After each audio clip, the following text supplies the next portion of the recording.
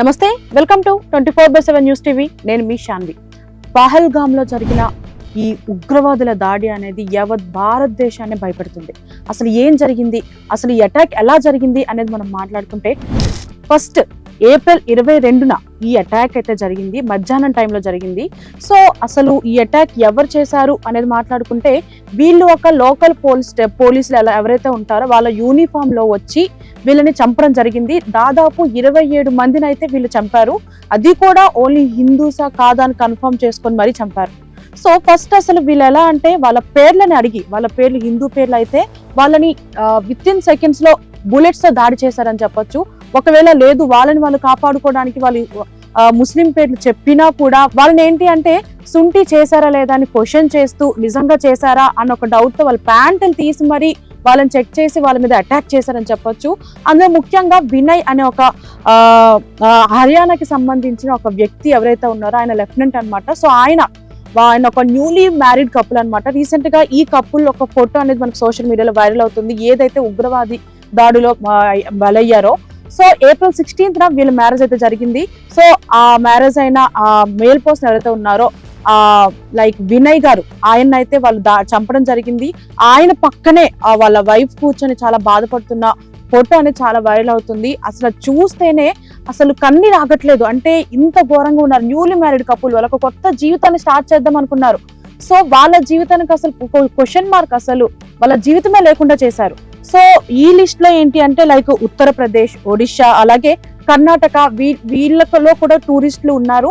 And main గా ఇది ఒక టూరిస్ట్ ప్లేస్ అని చెప్పొచ్చు. ముఖ్యంగా పహల్గమ్ అనే ప్లేస్ ఏంటంటే మనం మినీ స్విట్జర్లాండ్ అని పిలుచుకుంటాం. సో అలాంటి ప్లేస్ కి వెళ్ళాలంటే కూడా కాళ్ళ నడకన వెళ్ళాలి, లేదు అని అంటే గుర్రాలతో వెళ్ళాలి. సో అలాంటి ప్లేస్ కి వీళ్ళు వెళ్ళిన తర్వాత ఏంటి అంటే వాళ్ళకు తప్పించుకుందామన్నా సరే కాళ్ళతోనే తప్పించుకోవాలి. సో వీళ్ళని వాళ్ళు ఎవరైతే టెర్రరిస్టులు వచ్చారో వాళ్ళు దాడి చేయడం, సుమారు 27 మంది చనిపోయారు. సో ఇందులో మెయిన్ గా మన ఏపీకి సంబంధించి వైజాగ్ లో చంద్రమౌళి అనే ఒక వ్యక్తి రిటైర్డ్ బ్యాంక్ ఎంప్లాయ్ అనమాట. ఈయన్ని చంపారు. సో ముఖ్యంగా ఎవరైతే కపుల్స్ ని చంపేటప్పుడు కూడా ఆ హస్బెండ్ ని చంపి ఆ వైఫ్ ని వదిలేశారనమాట. సో వాళ్ళు కూడా మేము తట్టుకోలేము, మా భర్తలు చనిపోయారు, మమ్మల్ని కూడా చంపేయండి అంటే ఆ టెర్రరిస్టులు ఏమన్నారంట, మిమ్మల్ని మేము చంపం, మీరు ఇది వెళ్ళి ఇదే బాధతో మీరు మోడీకి చెప్పండి అని చెప్పేసి వెళ్ళిపోయారంట.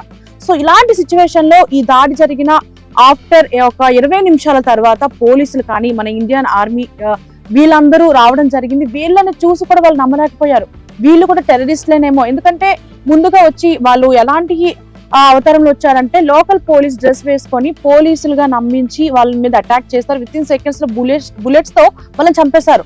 సో వీళ్ళు కూడా ఎవరైతే నిజంగా మన ఆర్మీ వాళ్ళు వెళ్ళారో, పోలీసులు వెళ్ళారో, రియల్ పోలీసులు వెళ్ళారో వాళ్ళని చూసి వీళ్ళు కూడా టెర్రరిస్టులనేమో, మమ్మల్ని చంపడానికి వచ్చారేమో అంటూ కూడా భయపడ్డారు.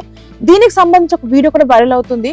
అసలు ఎంత అంటే వాళ్ళు ట్రస్ట్ చేయలేకపోతున్నారు. వచ్చింది పోలీసులా, మమ్మల్ని హెల్ప్ చేయడానికి వచ్చారో లేదంటే మాకు అటాక్ చేయడానికి వచ్చారో కూడా తెలియట్లేదు. అసలు హృదయాలని కదిపేస్తుంది ఆ వీడియో కూడా. సో మరి ఈ అటాక్ ఎవరు చేశారు అనే దాని గురించి మాట్లాడుకుంటే, రీసెంట్ గా వాళ్ళే ప్రకటించుకున్నారనమాట. ఎవరు అని అంటే లష్కర్ ఈ తైబా అనే ఒక అనుబంధ విభాగానికి సంబంధించి ది రెసిస్టెన్స్ ఫ్రంట్, అంటే దీన్ని TRF అని కూడా చెప్పుకుంటారు. సో వీళ్ళు దాడి చేసినట్టు వాళ్ళే ప్రకటించుకున్నారు. సో ఇది ఎప్పుడు ఫామ్ అయిందంటే ఆర్టికల్ 370 రద్దయిన తర్వాత ఈ సంస్థ అనేది ఏర్పడిందని చెప్పొచ్చు. సో ఆ తర్వాత వీళ్ళ ముఖ్య ఉద్దేశం ఏంటి అంటే కాశ్మీర్ ఓన్లీ పాకిస్తాన్ కి సంబంధించిందే, సో పాకిస్తాన్ లో తప్ప ఇంకెవరు ఉండకూడదు అనే ఒక ధ్యేయంతో హిందువులు చంపడం స్టార్ట్ చేశారు.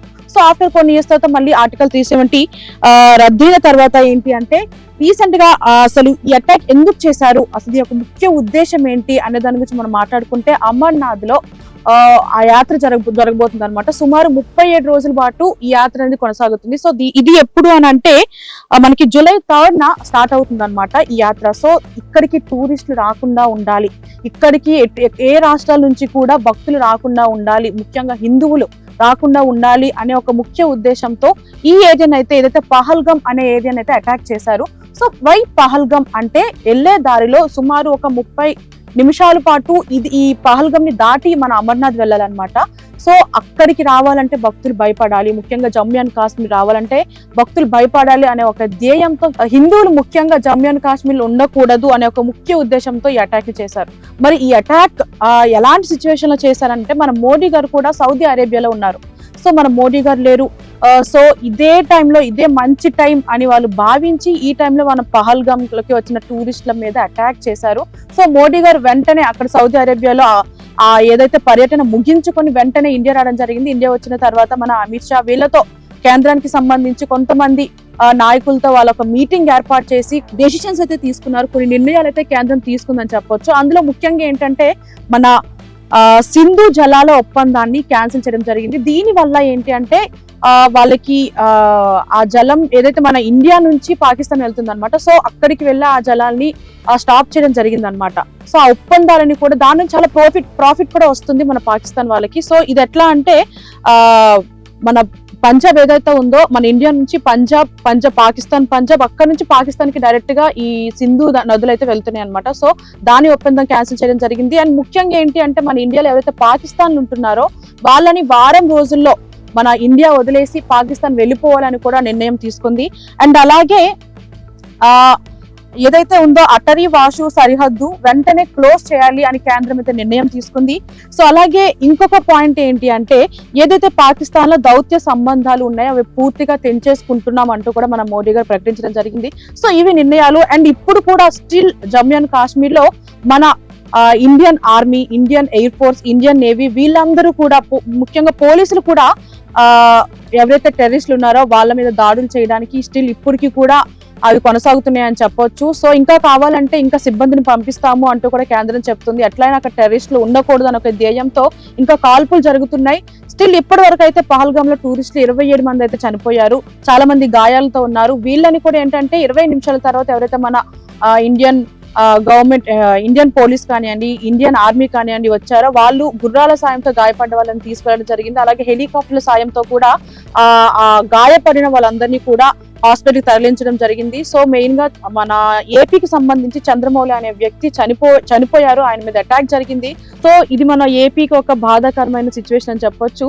నాట్ ఓన్లీ ఏపీ, మన ఇండియా మొత్తం భయపడుతుంది. ఎందుకంటే ఇప్పటి వరకు జమ్మూ అండ్ కాశ్మీర్ సైలెంట్ గా ఉంది. అంటే కొన్ని ఇయర్స్ బ్యాక్ మనకి అటాక్ జరిగింది, సో కొంచెం సైలెంట్ గా ఉంది. టూరిస్టులు కూడా వెళ్తున్నారు, అసలు ప్రశాంతంగా ఉంది అన్న టైంలో మళ్ళీ స్టార్ట్ చేశారు. సో ఇది ఎట్ల వరకు దారి తీస్తుందా అనేది మాత్రం అందరూ భయపడుతున్న సిచ్యువేషన్ అన్నమాట. సో దీనికి కేంద్ర ప్రభుత్వం ఇంకా ఫ్యూచర్ లో ఇలాంటివి జరగకూడదు, కాశ్మీర్ లో ఇలాంటి అటాక్స్ ఆగిపోవాలి. ఎందుకంటే ప్రతి ఒక్కళ్ళు కూడా ఇంకా కాశ్మీర్ లో ఆగిపోయింది కదా, ముఖ్యంగా మినీ స్విట్జర్లాండ్ అనుకుంటున్న పహల్గామ్ లో అటాక్ జరగడం ఏంటి అంటే ఇంకా టూరిస్టులు కూడా వెళ్ళరేమో పాకిస్తాన్, మన జమ్మూ అండ్ కాశ్మీర్ వెళ్ళాలంటే ఇంకా అప్పటి పాత పరిస్థితి మళ్ళీ ఇప్పుడు వచ్చిందని చెప్పొచ్చు. సో కేంద్ర ప్రభుత్వం ఇలాంటి దాడులు మెయిన్ గా జరగకుండా ఆపాలి.